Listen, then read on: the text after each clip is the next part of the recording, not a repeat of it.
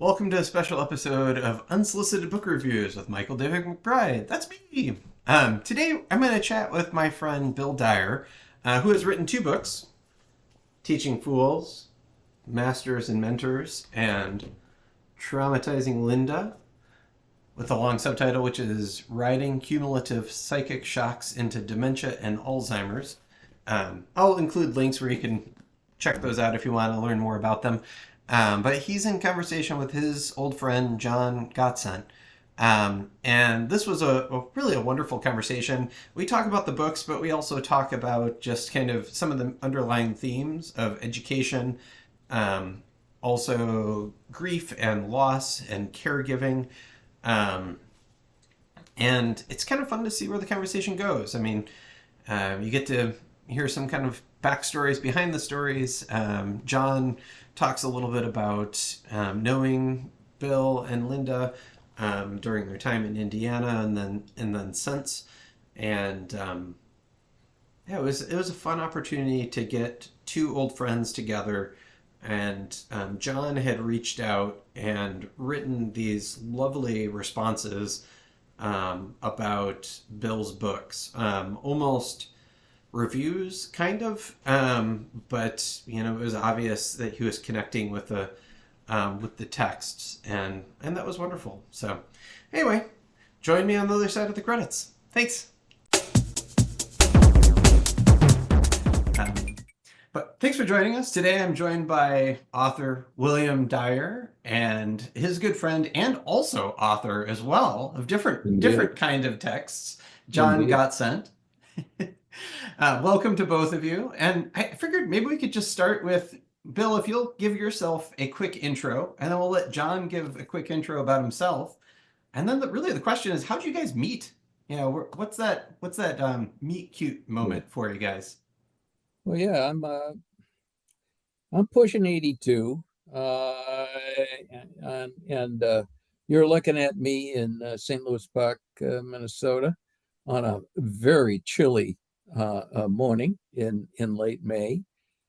Um I taught for, I guess, a total of 42 years, 37 full time. I think John exceeds my number.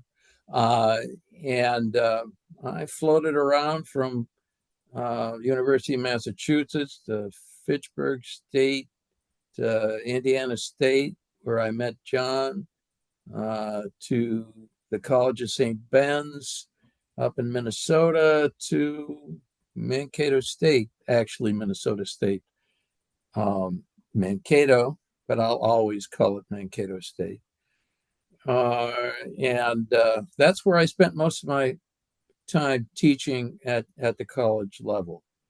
And I taught just about anything that wasn't nailed down.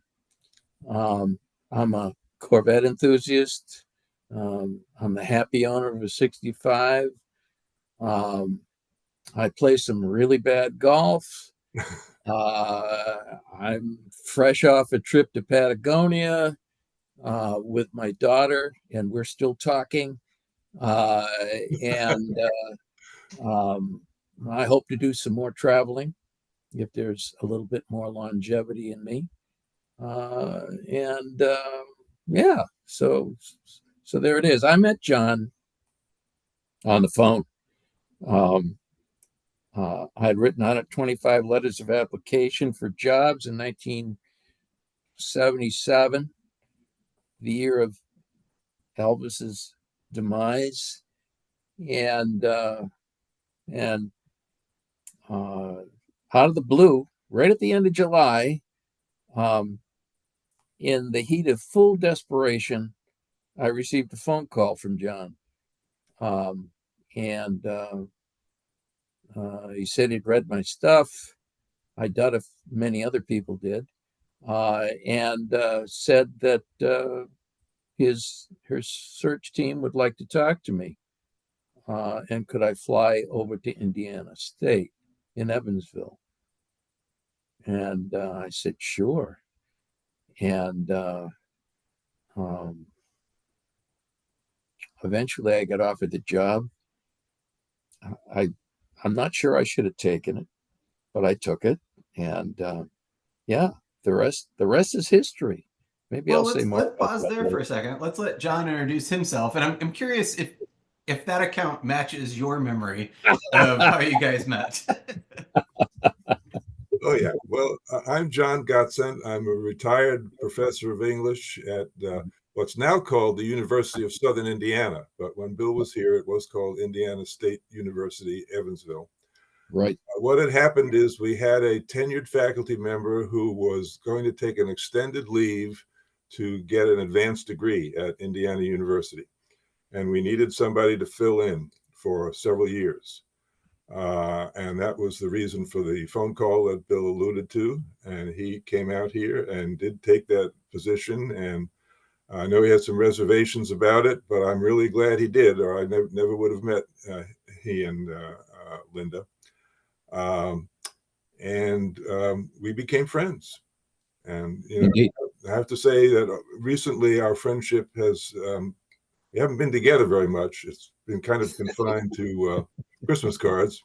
Indeed. But we still keep in touch. We still keep in terms of communication and so forth. And in Yes. fact, it was in the Christmas card that Bill mentioned that he was writing first Teaching Fools and then later Traumatizing Linda. That's how I found out about the books.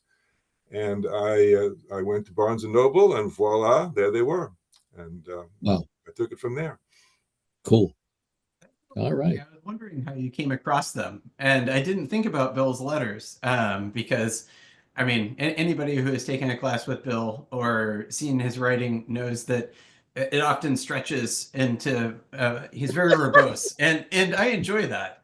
I love. I still have one of the syllabi from your classes, and it's funny how it like becomes bold and all caps as like it goes on, like he's gaining momentum and excitement, and that's kind of how I felt about his writing. But Oh, wow. so you found him through through his Christmas letters.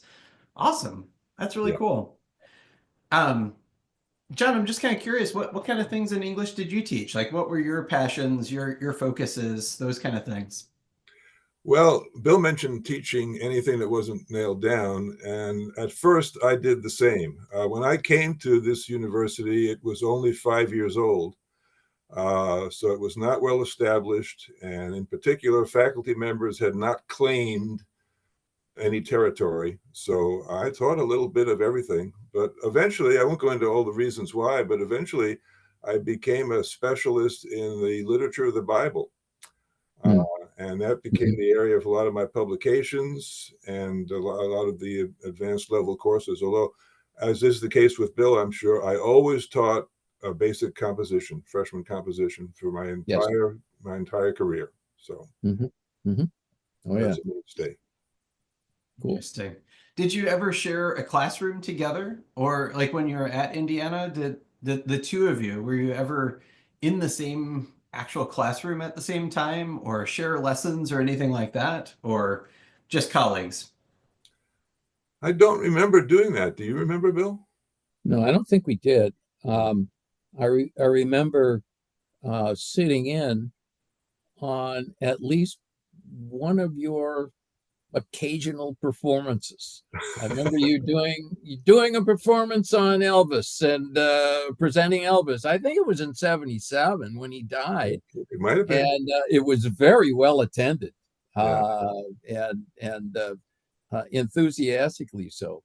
But I was really struck by that. You'd take on anything and do it well. Well, I was always looking for a way to engage students in freshman composition because they hated the course. They hated Yep. the fact that they had to take it. Hmm. So you walked in and you were in trouble from the very first day. You had to find a way to engage them. And I tried several different things. And for a while, I did try rock music. And so Elvis would have certainly Yeah. fit in with that. And Yeah. yeah, yeah, that's very possible. That's right. Right. Yeah, Yeah, that that's was familiar that, for that sure. was the time of the long hairs, and you were never a long hair, and that must have really struck a chord with your students. That was great. I don't know. I was willing to try anything. Absolutely. Okay. Yeah. I taught for a period of time, and for me, the thing that I missed the most about teaching was kind of the performance and improv nature of teaching. You know, you have a lesson plan, you have an idea, but you never know exactly where it's going to go, and you have to Yeah. kind of be prepared to roll with the punches. So, Yeah. um, I could imagine anything tied to rock and roll probably would have been at least attention grabbing and like, oh, what's Oh, going on? Like this guy's trying Mhm. something different. Yeah. Yeah. Yeah. Exactly. So when I was sitting down to think about, and I guess for anybody who's kind of wondering, one of the reasons we asked John here is not just because he's one of Bill's oldest friends, but also John wrote these lovely emails to Bill after reading the books, and I just kind of wanted to get the two of them to talk and engage in the material a bit. And so I was sitting down, kind of thinking about questions to ask, and it's funny, you both come from education, and one of the things that I think both these books that tie them together is this kind of path of education. You know, Teaching Fools is very much built, I mean, it's even built like a graduate level program where you Yeah. know, each of the chapters has a title that is building a ah, dissertation, a yeah. thesis, you know, and then with Traumatizing Linda, it is really learning the limits that you have and educating yourself in dementia and healthcare and all of these things that are, I don't know, I mean, they're things that we all need to know about, but there's no formal class that I know about for normal people. And unfortunately, it's really a trial by fire. So I'm kind of curious, I guess, Bill, like what compelled you to want to write these books about teaching beyond the fact that education is your background? But like these are the two books you put out, and they're both tied to education. And then John, I'm curious, like what of these kind of life lessons or aspects of education speak to you about the books? And obviously Well, respond to whatever Bill says as well. So well, yeah. I didn't set out to write uh, Teaching Fools um, as, I don't know, an entree to teaching or um, an exercise in teaching. I wrote Teaching Fools as a kind of testimonial to the guy that I was writing about, Howard Bowers, master carpenter. Um, uh, and I'd hung around with him for a while.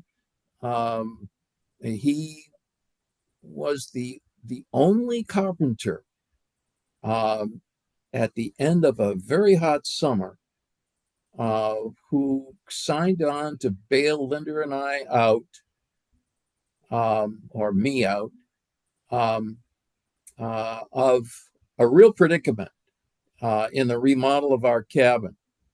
And it was going to be a complex task.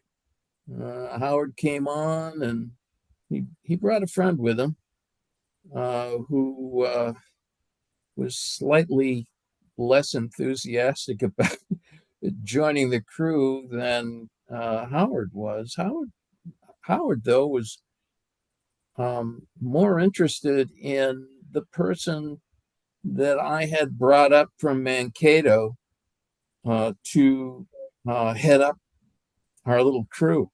And um, instead of Dan Malsh, who was that guy, doing the interview of Howard, Howard was really doing the interview of Dan. He wanted to know what he knew, wanted to know um, uh, whether he knew the ins and outs of uh, the the complexities of the job that he was taking on. And Howard found out after a number of questions that he did, and um, and and he not only agreed to do it, but he agreed to do it so cheaply that I couldn't believe it. $20 an hour. Um, uh, the both of them, Jerry and Howard, signed on for $20 an hour, and I was I was permitted to participate in the task. I asked Howard if it was all right if I worked alongside of them. Um, He looked down his nose, a considerably large nose, um, uh, rubbed his large hydrant-sized fingers against his ear and said, yeah, until I say you can't because I find you incompetent or a danger to yourself or the project. And so off we went. When I started to write this thing, I'd just begun a sabbatical in 2003.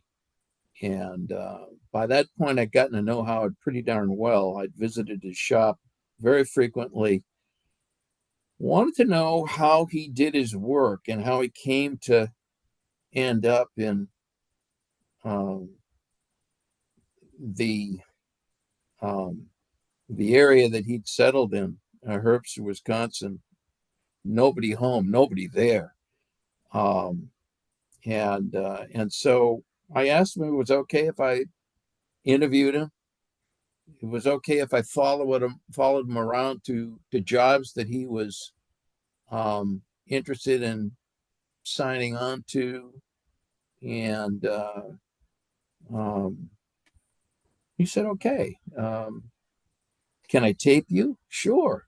So basically, I accumulated a bunch of material on tape, and then it was up to me to figure out how to organize it and stuff like that. But really, it wasn't until halfway through the book, halfway through the material, that I became really actively involved in the task myself. For some strange reason, I thought that I might be able to use some of the things that Howard had told me and taught me and be able to implement them in the building of a 2-story structure on my property. What an idiot. Talk about teaching fools. And he talked with me for a while, wanted to know why I wanted to build it, and how much time I was going to be investing in it. And after all was said and done, he said, yeah, I think you can do it, but it's all about planning, Bill. You need to plan your work. You got to plan what you're doing, and you need to break the task down into small, doable tasks. And by all means, you need to make sure that you're keeping yourself safe.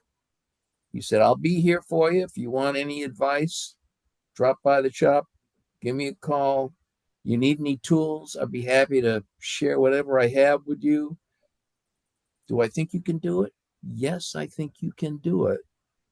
But you need to do advanced planning. And that's where the teaching really came into play.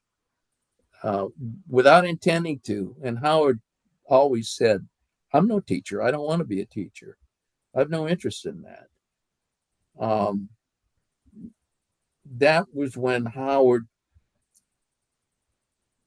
literally became my mentor, perhaps without intending to at first. And in a very Socratic way, inviting me into the process by asking me questions, finding out if I was ready, showing me how he did his work, and occasionally giving me a mini lesson on how to do a very important piece of the work. I flunked the first test that he gave me in framing, but that was okay. As he told me, he says, working with wood, you can always do it again. Don't worry about it. And so perhaps without intending to, but engaging me in his profession, he kind of taught me that all teaching was a con, trying to get people to do or learn something that maybe they had no interest in, or they thought they knew how to do already, or they didn't have time to learn. And Howard had this ability, and I think good teachers have this ability to, maybe con's not the right word. I like it though. To draw people into the process to the point where suddenly they're doing the task. They're engaged in the process. And maybe like all good teachers, like Socrates were, um, to put themselves out of business as teachers. The learners take over that process. So let's give John a second here. I'm curious, first of all, do you agree with the teaching as a con aspect, or is there a different analogy you like better? and did you ever get to go to the cottage? I assume so, but I'm kind of curious now. So No, I've never seen the cottage. I've heard about it, and I've never seen it. And the pictures that appear in the Teaching Fools book are the closest I've been to. The pictures and the diagrams, the closest I've been to that. I have to say that the first book I read was Traumatizing Linda, which I know is the second book that Bill wrote.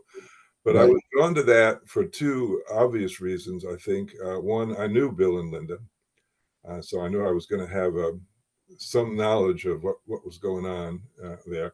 And also, my wife was suffering from cancer, and she had a slow demise that involved a lot of personal care at home, my being the caretaker. I knew that I shared to some extent the role that Bill had to play, although he had to play it much longer and over a much harder time period than I did. But anyway, I was drawn to that book. And I'll admit, I opened up Teaching Fools with a little bit of trepidation because I've never been interested in carpentry. I had not seen this building. And I knew I was not going to have the automatic ins I had to the first book. But very quickly, Bill pointed out, wisely and correctly, early in the Teaching Fools, that it is not a carpentry manual. And although it's got some technical stuff going on in there, and I told you, Bill, in one of my emails, I still have no idea what a bird's mouth or a flint is. I mean, ultimately, that's not important. What is important is the relationship you developed with Howard. And what struck me about it, and you sort of talked around this just a moment ago, is that your relationship with Howard forced you to assume the other role in the mentor-student relationship. You're a professional teacher, you're a professional mentor for 40 some odd years, like I was, and so forth. But suddenly with Howard, you became the student. Right. And I think nothing is more eye-opening than when you find yourself in that kind of situation, when you have to suddenly reverse a role that you've become so comfortable with, you just assume that it's part of your nature, and then all of a sudden you see the situation from the other person's point of view, from the student's point of view. That was really eye-opening and gripped me throughout Teaching Fools. Right. Yeah. It's not really a book about carpentry. It's a book about identity. It's a book about the discovery of oneself and what one's capable of, and that was the ultimate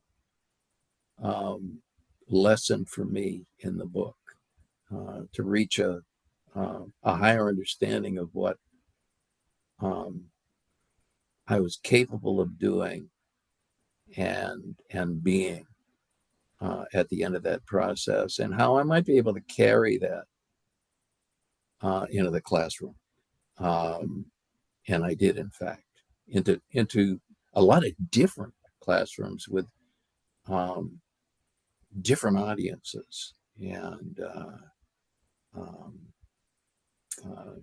when the laughter was through, when when folks get tired of laughing at my um, acts of self-abuse and ignorance. Most of the humor in the book is at my expense, and I was happy to do that. They were actually able to see, I think, that um, uh, the book was really about, and I'm thinking about a particular teacher audience that I work with every year. I worked with every year. They were actually able to see how they could use some of the things that I learned in the book with their own students in that mentorship role. So yeah, turned out to be a very different kind of book than I thought it would be starting off with. Okay, well, I think that worked, and as I read both of these books, I could hear your voice. I remembered it to a large extent, but I have a feeling that even people who don't know you from Adam, as they pick up either of these books, they're going to get to know you very quickly because your persona comes through effectively.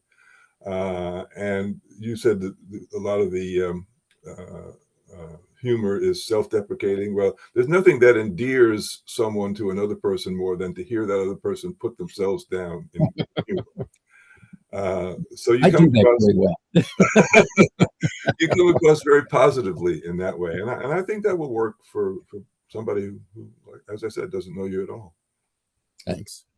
Great. Yeah, I agree. I mean, his voice for me was like, it is a joy to read, and the ability to have the book is like having this little time capsule of Dyer that I can go back to whenever I want to, because he is just a very distinctive person, and like that voice is just, I don't know, something I always enjoyed in the classroom, and I think it shines through in both the books. So, but yeah, you're right. And go ahead. Sorry. It's not. It's certainly not academic writing. It's not the kind of thing that you would necessarily drop into here in a conference presentation. But yeah, I'm very comfortable writing like that. Yeah. Actually, it's kind of sorry that more academic writing isn't like what you've produced here, because you're getting at the heart of teaching here, whereas most academic stuff is frittering around the edges, trying to impress colleagues, trying to impress one another rather than really getting at the heart of the student teacher relationship. Yeah. Why do you think that is? I've been struck by that too. I mean, I've read my fair share of publications, academic or otherwise, and even pedagogical texts. The ones that always surprised me were, these pedagogical books about using creativity in the classroom, and there is zero creativity in the book itself. Like, it is so dry and boring. Like, what do you think it is about academics that like you can't? They seem to struggle. They get in their own way sometimes, or they can't just say it the way it is. Well, I think it has something to do with the old publish or perish syndrome. There's this feeling that you've got to produce published works in order to maintain your job or move up the promotion ladder. And the way to do that is to impress colleagues. And this is the way it's been done. So if you try to do it differently, you're going out on a limb, which maybe will work, but probably won't. And so you play it safe by playing the game. Right. And that doesn't always get at the heart of things. The two books that I thought of most after reading Teaching Fools, and one has been mentioned before, is of course Persig's Zen and the Art of Motorcycle Maintenance. Yeah. But also sort of Tuesdays with Morrie, because I think in the first case, you've got a guy dealing with a machine as opposed to a building, but he's drawing philosophy out of it, and you're drawing philosophy out of the building process in your book. Right. And Tuesdays with Morrie is about a mentor at the end of his career and really at the end of his life. And you had that experience with Howard also. And those books would not be considered academic credentials, but they were very effective books. They both are widely received and widely respected, and really got at the heart of the teacher-student relationship more than most academic stuff does. I mean, Persig spent years trying to get that book published. Most people that looked at it said that, it's basically unreadable. Yeah. It was one of Howard's favorite books. And Howard wasn't a motorcycle guy. He was a car guy. But he was a tool guy. He really cared for his equipment. He had a string of tools that were dedicated to particular parts of processes that had to be done in order to get a piece to the point where he was satisfied with it. And to be sure, he's probably one of the people that kept Harbor Freight in business early on, while they were still a mail order outfit. And of course, they're not now. They're fronting stores and all of that. Cheap tools from Korea. He didn't care. He'd make them work. And he would set aside drills and pneumatic hammers to do particular things along the way. And when they wouldn't do what he wanted anymore, he'd throw them out. But I really respected the way he cared for his equipment, and the way he addressed a job with that equipment, no matter how small a process he was doing, whether it was a glue up or a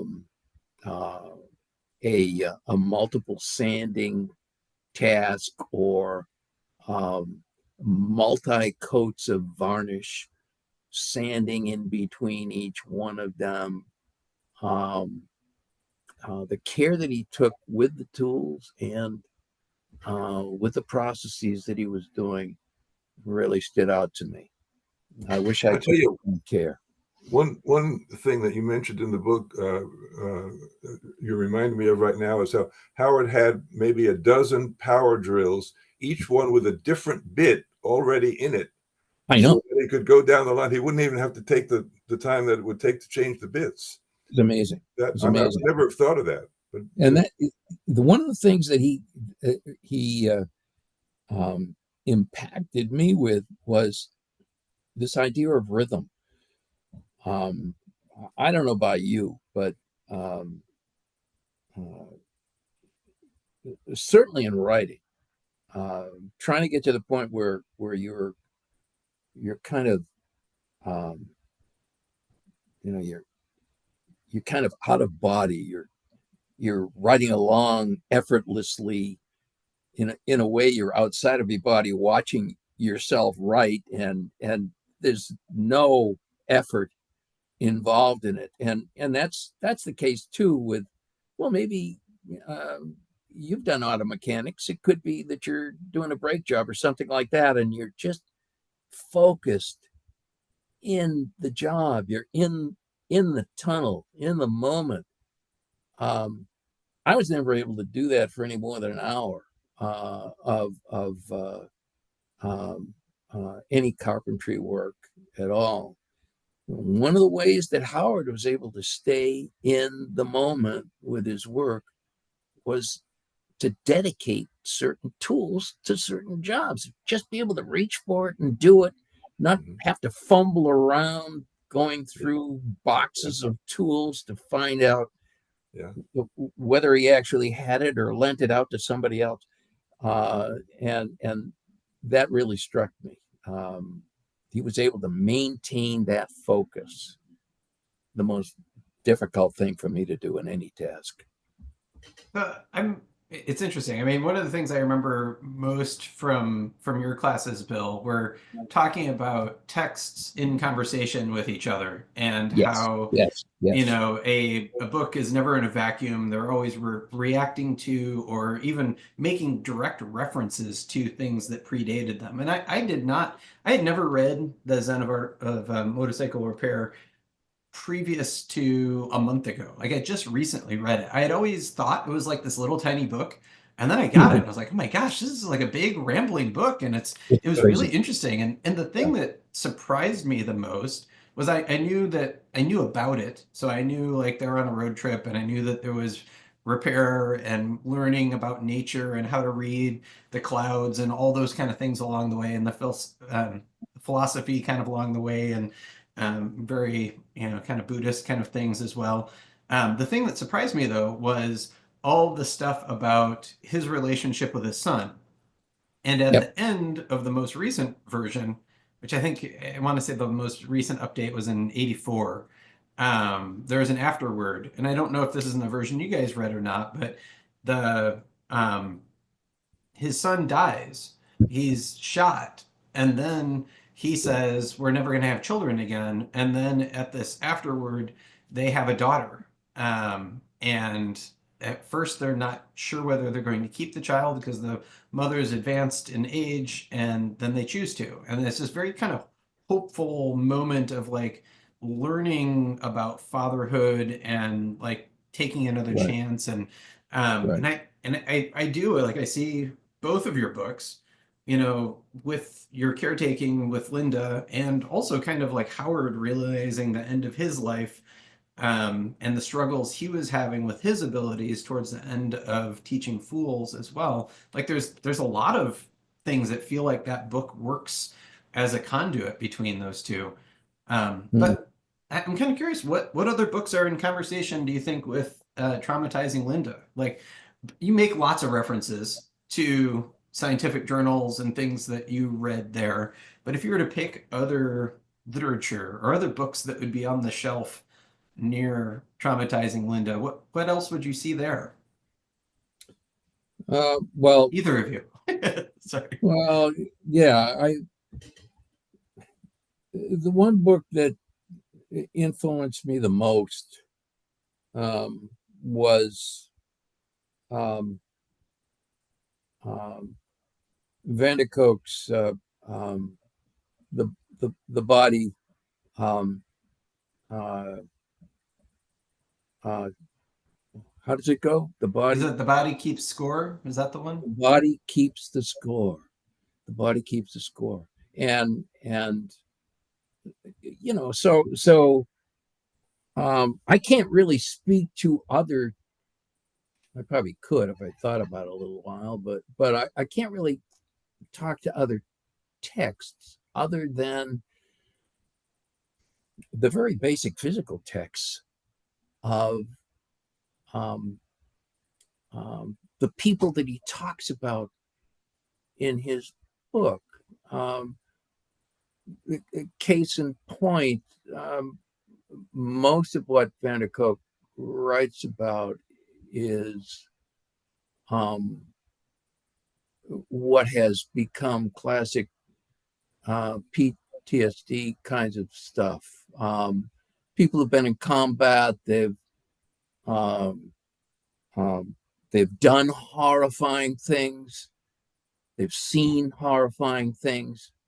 Maybe they've even done criminal, horrifying things. And then they've come home and um, uh, the the events that have been horrifying keep repeatedly playing themselves out in their heads to the point where they're nearly driven insane by them. Most of these people ultimately um,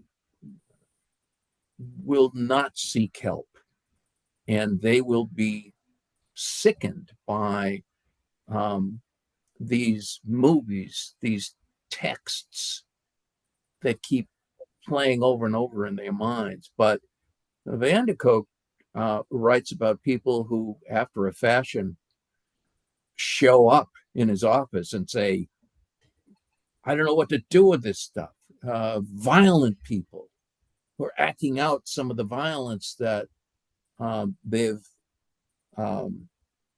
experienced in combat. Of course, there's other kinds of PTSD that people who are rape victims or who have suffered terrible childhood abuse, sexual abuse, perhaps, and maybe that stuff disappeared from view in their minds until at some point a trigger caused them to relive those experiences. Maybe they don't fully understand what they were, but they're happening and they don't know what to do with them. And I admit that kind of violent a type of psychological shock is prominent in Van de Kolk's definition of PTSD. But I tried to posit another kind of psychological shocking, which I thought Linda was subject to. Very early in our relationship, I didn't understand it at the time because I was so consumed with my own reaction to trauma. But it's pretty clear to me that although Linda didn't talk about it, she carried that around with her. Probably after a fashion, relived it over and over again. And then there were some other events in her life that were mortifying. They were humiliating moments in her life. There are all kinds of trauma. They don't have to involve battering or physical violence.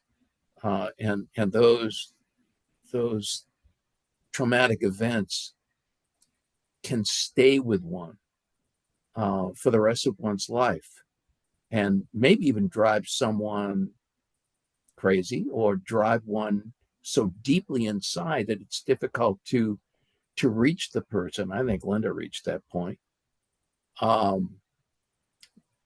Van de Kolk talks about some similar kinds of trauma and says, the only path out in most cases is talk therapy. You need to talk about it.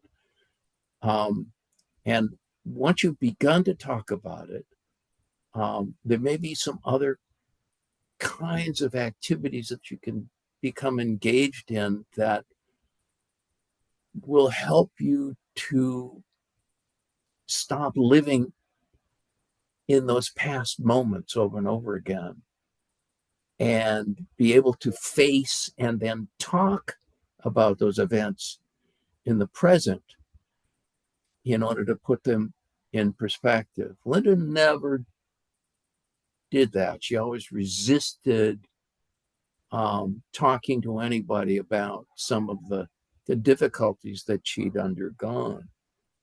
And what Van de Kolk talks about is that if you don't talk to a professional about things that have been traumatizing you, then the next trauma that you experience will pile on to that one. And then the next one will pile on to that one. He calls it cumulation, cumulative trauma. And it's my sense, unproven, as I say towards the end of the book, certainly I don't get a lot of buzz by being an English major, but it's my feeling that Linda's dementia was hastened by those traumatic events that she experienced, and those events drove her into what amounted to silence. And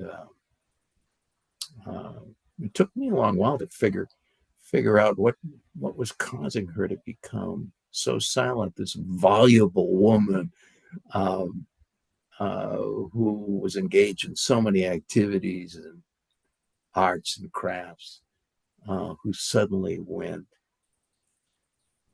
silent. And that's as close as I could come to it. But I guess the point I wanted to make, and I didn't make it so well, is that these images are all texts. They're all text. They're little books. The journals that I wrote during Linda's sickness, they're texts as well. And they kind of complicate as well as illuminate some of the difficult things that were happening to her along the way. And so, yeah, I can't. It's easy to talk about those things in relation to Teaching Fools, because those inscriptions that I wrote at the beginning of every chapter, that little sentence from Farscape, we've got trouble up here. We've got a problem up here. And that was the blow up in the woods with Howard and Jerry. And I really enjoyed writing those. And they, in a way, they are texts that resonate with what's going on in those chapters. They were fun to write. What about you, John? As a reader, are there other things that you saw maybe in conversation here, or other books you thought of? Yeah, but I want to start by going back to Howard's mantra about wood being a living thing. I think what he's reminding us of is that in any relationship, there have to be at least two factors. It's not simply the carpenter building whatever he's building or she's building. It's the carpenter interacting with the wood. It's the teacher interacting with the student. And in terms of reading, it's always the reader interacting with the writer. A book isn't simply the product of a writer. It's also a product of the reader, and the reader has to bring some stuff to the book. And part of what readers bring are other books that they have read. Now, you're talking about this Vandekot work, which I'm not familiar with, but I'll tell you a book that I was thinking of as you were just talking in relation to Traumatizing, Linda. It's James Agee's famous novel, A Death in the Family. Right. A novel, but really just slightly fictionalized from a real experience with his father's death. Now, the details are very different from Linda's experience. The death was very different. The author was a child when this happened, and he wasn't the caretaker as you had to be. But the idea of the impact of the dying and the death on the survivor, that comes across in all of this. I think, and I don't mean this as a criticism, I think this is a positive thing about both of your books. Both of the books, Bill, are ultimately about you. That's correct. Yeah, and they have to be. I mean, they have to be. They do. You're the writer. You're the survivor. If Linda had written a book about what she was going through, it would have been different from what you came up with. And so, as a reader, I bring my own experiences. In this case, with my own caretaking for my wife and so on, but also my own experience of having read other things. Sure. I thought a little bit of the death of Ivan Illich also, as you were just talking. There's lots of literature out there about the dying process, and all of it ultimately, even Ivan Illich, is ultimately about the survivor, Right. and how the survivor is perceiving what's going on, and that comes across very clearly in. It's Hamlet for me. Hamlet's all over me. I mean, I am Hamlet. I am the indecisive, terminally indecisive guy, more than a little alienated, a little paranoid at times, um, uh, operating too much inside his own head most of the time, obsessive compulsive, and profane to a point. And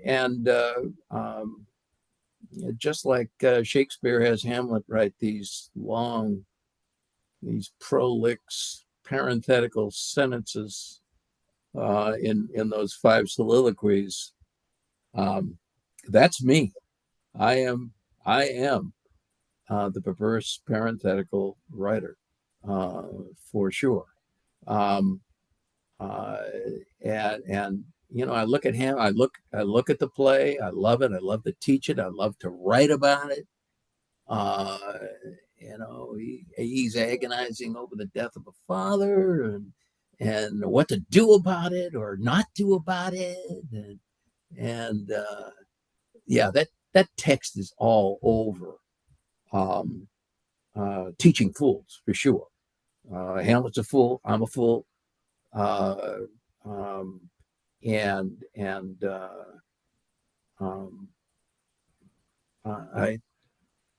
suppose it's true that Hamlet is involved in a lot of the questionable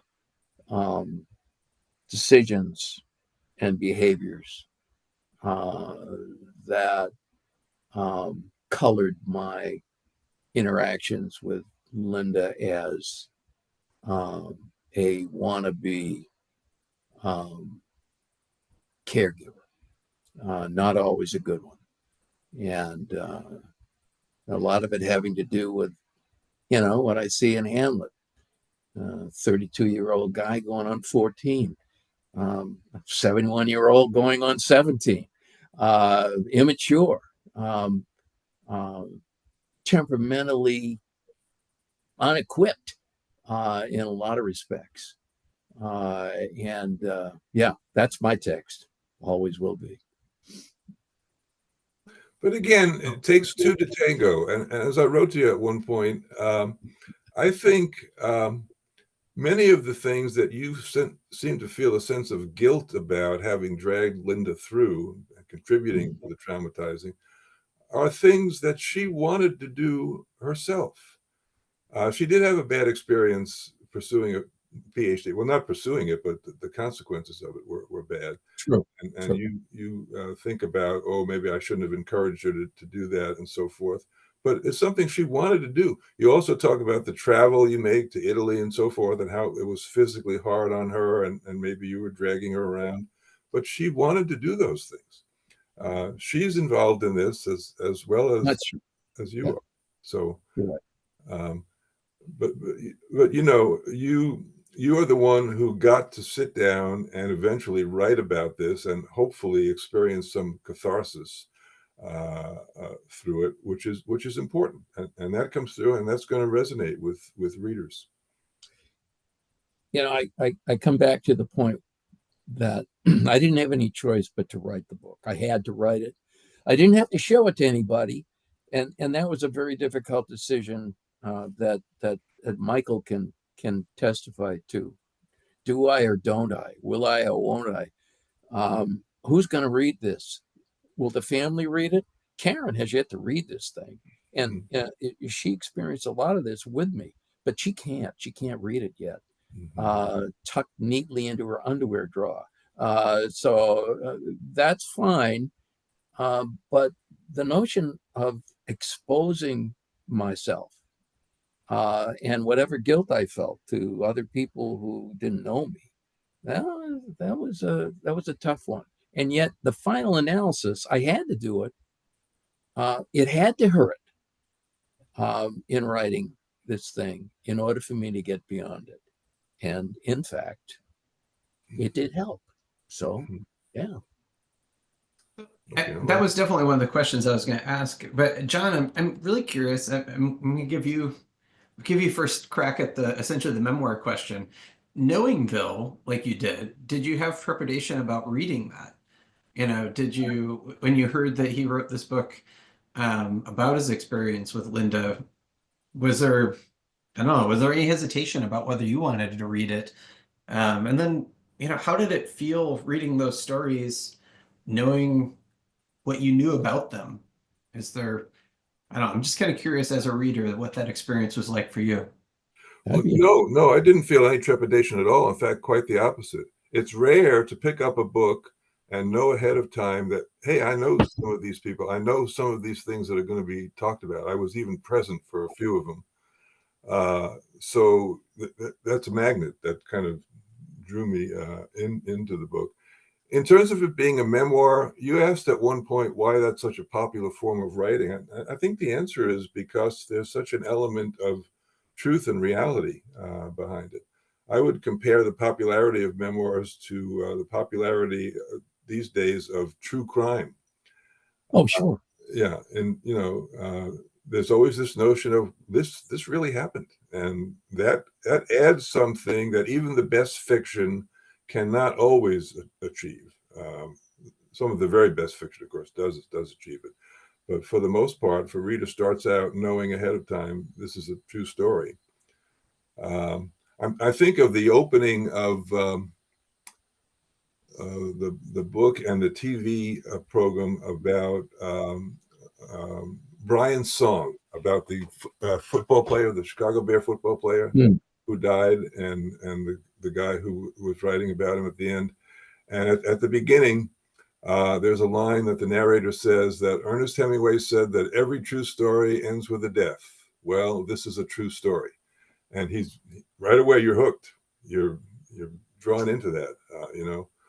So that was an attractive part for me. And I would say, Michael, in response to your question, no, I did not enter it with trepidation at all.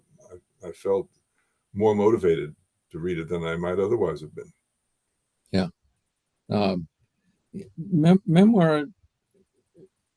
Memoirs for a while had a bad name associated with them because some relatively well-known people who had written their memoirs were found to have told lies. I mean, they said the thing that wasn't true, and they were found out. The thing about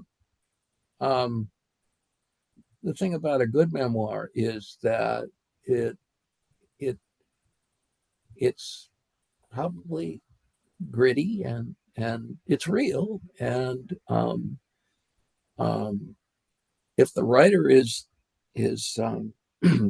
doing his or her job, he's telling the truth, and the notion of self-exposure is going to come into play. It just has to. Otherwise, why write the memoir? So yeah. I know.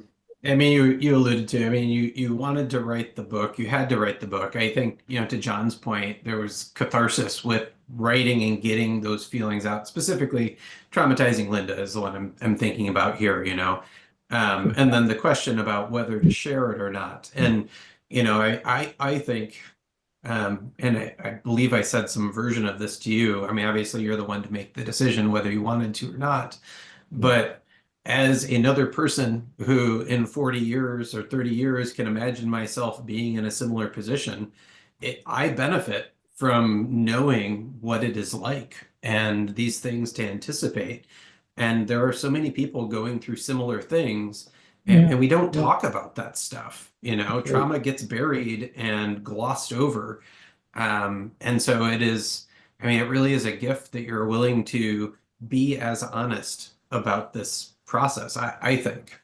So from my perspective, um, you know, I see a lot of value in it beyond your own personal catharsis as well. But I don't know, do you have other thoughts about or concerns that you had about doing any of that? And did you ever think you would become a memoir writer? Because you've essentially written two memoirs, very different, but overlapping in some ways. I'd love to write a novel, but I don't know if that's ever going to happen. I think there's another book in me. I'm just not sure that I want to bleed over the page again with my stuff. There is stuff that I could write about that is self-referential, but I just don't. I don't know that I want to go that route uh, again. So maybe as we talked, the notion of you know fictionalizing um, uh, personal events and situations and family matters and those kinds of things. That appeals to me. Now that I've played around with um, you know, I want to say not always reliable narrator, but I've played around with a persona that um, I feel pretty comfortable with. I think the next step is to start developing characters. I already have. I mean, I've done that. I've done that with Linda. I've done it with Karen. I've done it with Howard. I had a lot of fun with Jerry, uh, with its Ray-Bans and aloofness and stuff like that. So I know I can do it. I just need to invent the right vehicle for doing it, and maybe not compromise myself um, as much as I have in the Traumatizing Linda book. Yeah. I hope you do, Bill. I'll look forward to reading whatever comes out of that. No, thanks. Thank you very much. Appreciate it. I have one other thing. So my wife Gail is a psychologist, and she when I said that I was going to be chatting with the two of you, she proposed that I ask this question. It's kind of long, so I mean I think you guys will appreciate, you know, kind of the essay question style, basically, Oh dear. wind up at least. Oh. So Brene Brown, have either of you read or are familiar with Brene Brown's work at all? Um, No. No. Okay. God, I can't remember what the thing is that she's most famous for. But anyway, one of the things we did over a period of time with our children was she wrote this book called The Atlas of the Heart. And in it, essentially she breaks down emotions. And the reason we ended up going over it as a family is my two children, you know, were mad or happy or sad, and there's no differentiation. So we went through and we literally read sections from this so that they had an education in vocabulary about emotions. So anyway, Yeah. in this one section, this is she talks about grief as having three foundational elements. There's loss, the loss of what could be, and the loss of what we thought we knew or understood about someone or something. There's longing, involuntary yearning for wholeness, for understanding, for meaning, for the opportunity to regain or even simply touch what we've lost, and feeling lost, needing to reorient every part of our physical, emotional, and social worlds. So, like, those three components for her are what makes up loss. And she says, of course, this is not as neat and clean where you step from one step to the next, completing it. And when you're done, there's that part and you move on to the next. It's messy and all tangled together. But writing is one of those things that, at least for her, helps organize thoughts and make sense of things. You know, it's a very controlled opportunity to take this tangled web and make a narrative or make sense out of these things. Um, and personally, sometimes when I'm writing, I don't really realize why I'm writing the thing until I'm done. So anyway, I guess I'm just wondering, both of you are educators and writers. Just wondering if you have thoughts on the process of writing as moving through grief, or if there's something that she's kind of missing in those three steps, those three pieces of grief, or anything you would kind of add to that. Because I feel like, especially in Traumatizing Linda, there is that moving through figuring out how to overcome the loss and the longing and feeling lost. And Bill, thankfully, you come out the other side of that, I think, well. But I don't know, I'm just curious about your thoughts on that, if you have any. I have to Right. say really quick that I have not sat down and written about my experience with my wife, Jo. I don't know why, now that you mention it. But I think part of the reason why is that the grieving process for me, I don't know if you can resonate with this, Bill, or not, began long before Jo died. I knew she was dying for years Yeah. before Yeah. it actually happened. And by the time the actual death occurs, you're well into the grieving process, whether it's the process you just described, Michael, or whether it's Elizabeth Kubler-Ross or whoever you might be describing. You're not just starting at that stage. You often you're almost at the end of it. And so for whatever reason, I have not turned to writing as a way of dealing with my sense of loss. I think I haven't felt the need for it, partly because so much of that grieving had already occurred uh, before the final moment. To be perfectly honest, there's a sense of relief involved Oh, no, I understand that. when you see the person who's been doing the suffering has been freed from that suffering. Yeah. So there's that. But Bill, you can respond also, of course. Yeah, I can't really um, I can't really say that much about um, what you prefaced the question with, Michael.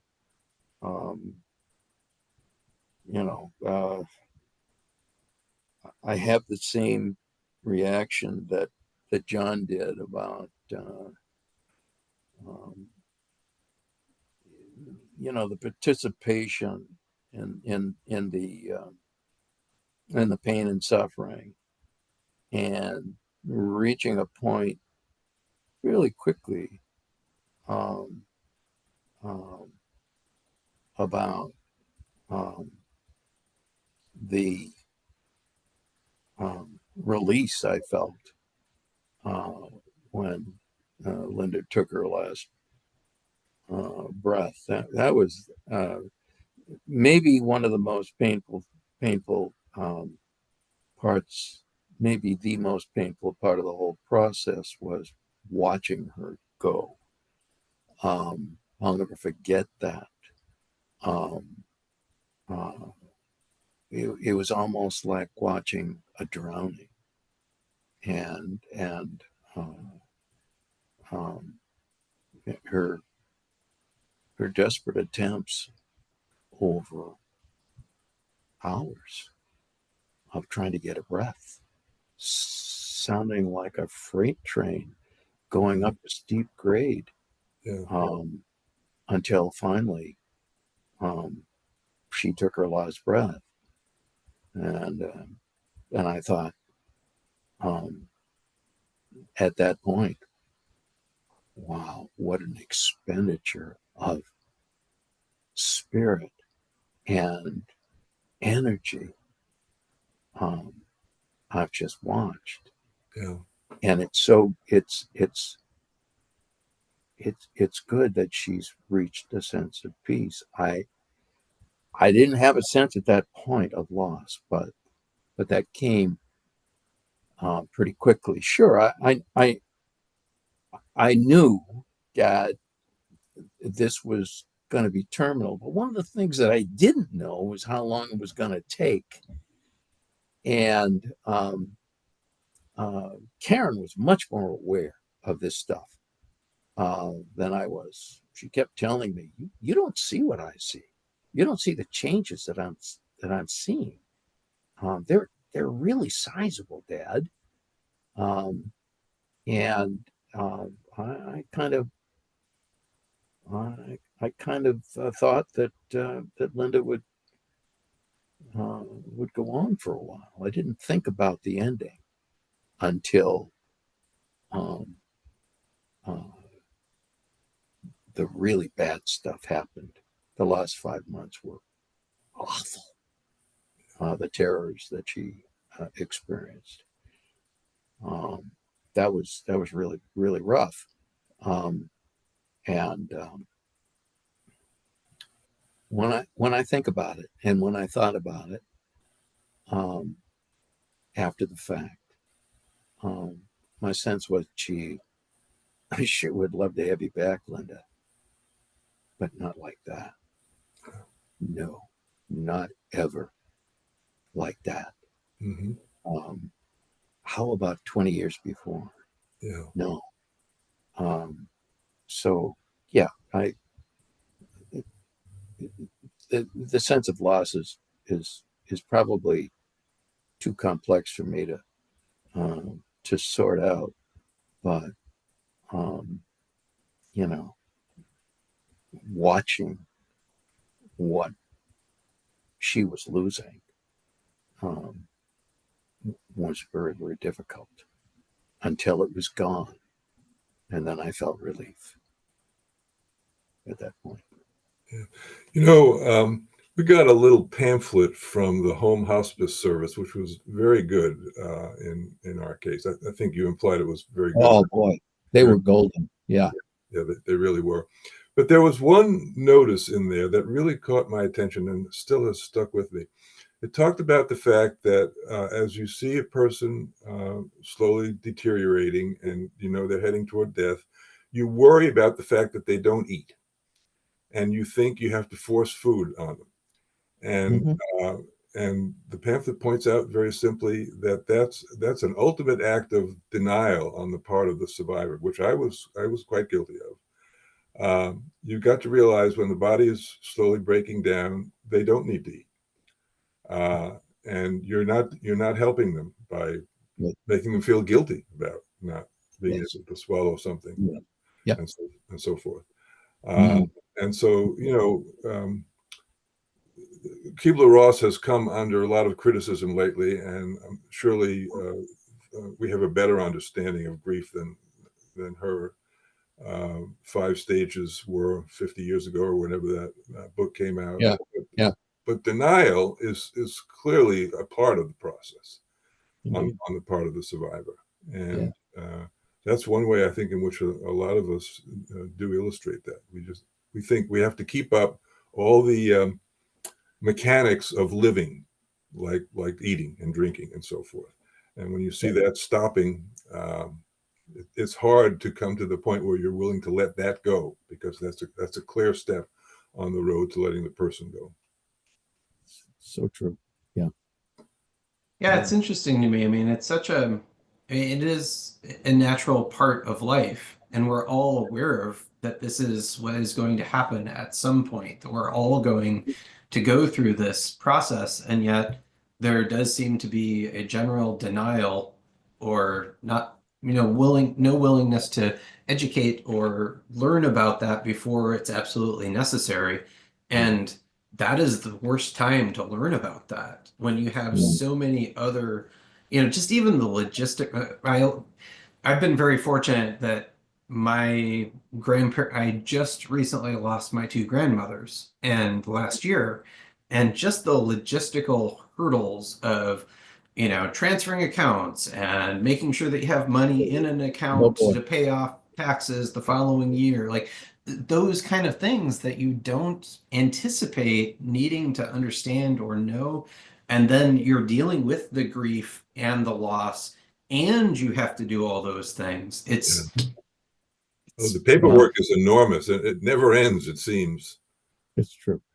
I'm in the midst of that now. I'm trying trying to make it easy for my kids when my day comes, and there's a lot of paperwork for me to take care of, and a lot of transfers and wills and revocable trusts and all of that kind of stuff.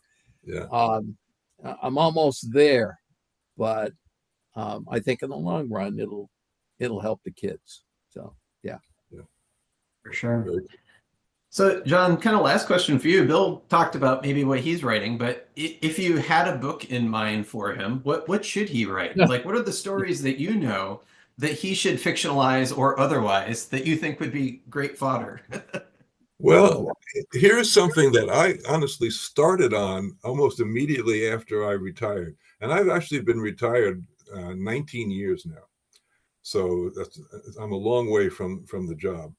But one of the things I started to do was to write a novel about my experiences at the university. I called it Academic Freedom, but it was going to be a satirical kind of Kurt Vonnegut approach to all of that. How far did you get with it? Oh, I didn't get as far as you. You're not a character in it, Bill. No. Don't worry about that. And I don't think it's ever going to get finished or published or anything like that. But I had this thinly veiled characters who were based on real people that I knew, and sure, many of whom were still alive at the time. Sure. And so I would encourage you to think about something like that. There's a lot to be parodied about in the academic world. And we take ourselves so seriously sometimes that a little needle in the right direction is useful. You have the kind of wit and the sense of humor that would allow you to do that, and yet you have the kind of sensitivity that would you wouldn't get nasty about it to the point that people would be just terribly offended or whatever. That's an idea. Very interesting. Yeah.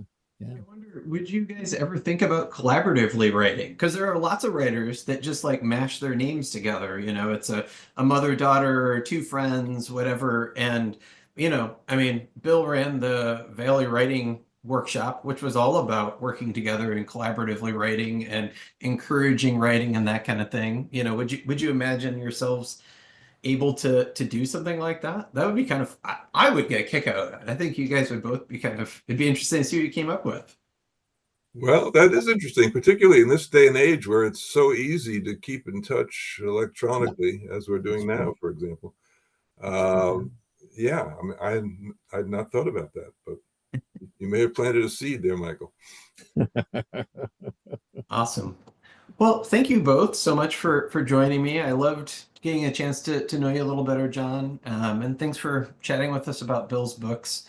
I'll add links and all that stuff. Any final words? I guess I should ask you. Either one of you, anything else to say? I want to thank John for his years of friendship, but I also want to thank him for responding to what I wrote. I never expected it. I never expected such a fulsome, detailed, almost reviews of the two books. I was really struck by that and moved by it. Thanks a lot, John. Just like you. I appreciate that. Holden Caulfield said that the way you could tell a good book is that when you're done, you felt like calling up the writer and talking the author and talking to them. And that's how I felt like after each book. So Wow. I didn't call, but an email was the next best thing. And I didn't set out with the intention of writing anything after reading either of the books, but I just wanted to communicate with you, and I'm glad it's evolved into this. I'm glad you did. Thanks so much. Yeah, thank you.